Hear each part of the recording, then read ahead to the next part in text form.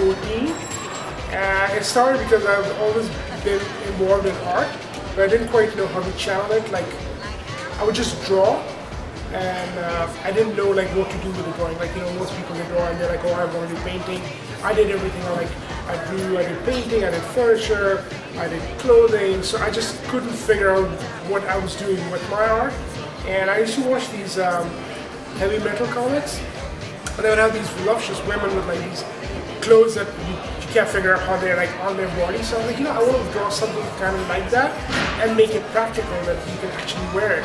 So I was inspired by heavy metal comics, the cover art on the heavy metal comics, and then I realized that there's certain clothes that you can't make practical. So then I was like, you know, that's a challenge I want to take. I want to make that kind of clothes but make them practical. I think I think where most true artists draw their inspiration is from themselves. When God makes you an artist, He gives you a set of tools. Like, I'm not Van Gogh. I'm not going to do what Van Gogh did. I'll do what I do. And that essence comes from within. You take inspiration because, you know, we can only draw things that we've visually seen or experienced in our lives.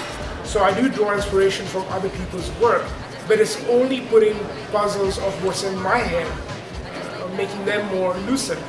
Like, if I see a color, I can craft it into a dress. If I hear music, I can make that into a form, into a dress or an architecture. Where do you plan on going with all this? Like, what's the end result? That's an interesting question, because when you decide that you want to do something, or when like you look at society and you're like, oh, people are fashion designers or people are artists, you want to emulate them. Like, you know, you want to be that person. And I've come to this point in my life that I just want to make myself happy, and whatever comes from it is all that really matters. If I want to make pornography, I'll make pornography. If I want to make design cars, I'll design cars. I do not want to say like, oh, I want to be the biggest fashion designer. It's not gonna happen. I'm not that person. I'm not that person in one box that I can define or die with that label. I just want to do everything that's artistic. Basically create. I mean, that's the closest we can get to divinity, as I say. But, you know, we are mortal, we're going to die, but if we create something that lives forever, then you kind of like immortalize yourself. And everybody wants to be immortal, right? So, Raw thinks you're pretty badass.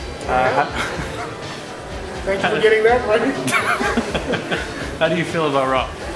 I love it. I love the title. I mean, when I saw it, just the way that it is, it's just, it looks like something that I want to chew on. You know, the word raw, you just want to dig your teeth into it.